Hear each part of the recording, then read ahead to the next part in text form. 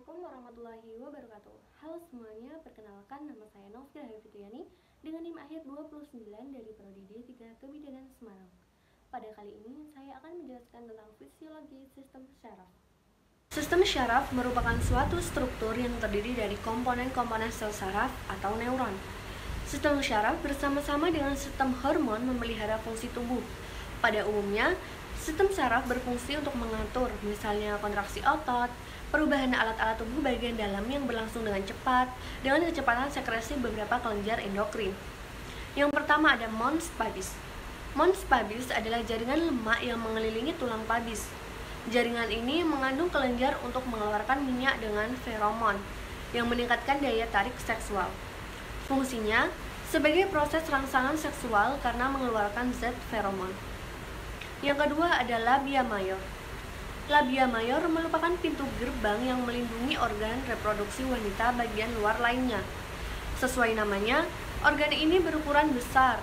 Pada labia major terdapat kelenjar keringat dan sebaceous yang memproduksi cairan lubrikasi.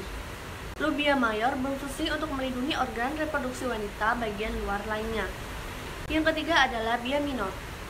Labia minor terletak di sebelah dalam labia major dan mengelilingi pembukaan vagina serta uretra atau saluran yang membawa urin dari kandung kemih ke luar tubuh. Labia minor berfungsi sebagai pelindung vagina dan uretra. Yang keempat ada klitoris. Labia minor sisi kiri dan kanan bertemu di tengah atas, yaitu pada klitoris. Klitoris adalah benjolan kecil yang sangat sensitif terhadap rangsangan karena memiliki ratusan ribu ujung saraf. Bagian ini adalah yang paling sensitif pada organ reproduksi wanita, bahkan di seluruh tubuh wanita. Klitoris bertanggung jawab atas perasaan kenikmatan seksual saat dirangsang.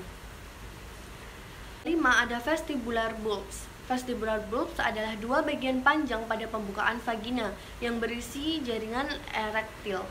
Saat seorang wanita merasa terangsang, bagian ini akan terisi banyak darah dan membesar. Vestibular bulbs berfungsi erat dengan klitoris, khususnya saat terdapat rangsangan seksual.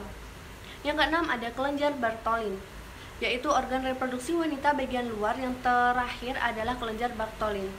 Kelenjar ini memiliki ukuran kecil, berbentuk seperti kacang yang berada di pembukaan vagina. Fungsi organ ini adalah untuk mengeluarkan lendir dan melumasi vagina saat melakukan hubungan seksual. Selanjutnya adalah vagina. Vagina adalah suatu area dengan bentuk seperti saluran yang lentur dan berotot. Vagina terletak di antara uretra dan rectum atau anus dengan panjang sekitar 7,5 sampai 10 cm. Vagina berfungsi sebagai saluran penghubung ke rahim dengan labia dan vulva sebagai jalan masuknya. Bagian atas vagina terhubung dengan serviks, sementara itu bagian bawahnya terbuka ke arah luar. Selanjutnya adalah serviks. Serviks atau leher rahim adalah organ reproduksi wanita yang terletak di bagian bawah dari rahim dan berperan menghubungkan rahim dengan vagina. Fungsi serviks adalah memproduksi lendir atau mukus. Yang selanjutnya ada uterus. Uterus atau rahim adalah suatu ruang kosong yang berbentuk seperti buah pir dan berfungsi sebagai tempat berkembangnya janin. Uterus terletak di antara kandung kemih dan rektum. Uterus berfungsi untuk memberi makan dan menampung sel telur yang telah dibuahi sampai menjadi janin atau sampai siap untuk dilahirkan. Yang selanjutnya adalah tuba Fallopi. Tuba Fallopi atau saluran tuba terbentuk seperti pembuluh kecil yang menempel pada bagian atas rahim. Organ ini berfungsi sebagai jalan yang dilalui oleh sel telur untuk berpindah dari ovarium ke rahim. Tuba Fallopi juga sebagai tempat pembuahan. Selanjutnya adalah ovarium. Ovarium atau indung telur adalah jaringan kecil yang berbentuk oval yang berada di rahim. Ovarium berfungsi untuk memproduksi sel telur dan hormon perempuan yang kemudian akan dilepaskan ke aliran darah. Ovarium berfungsi untuk menghasilkan sel telur sekaligus menjadi tempat berkembangnya sebelum siap dibuahi.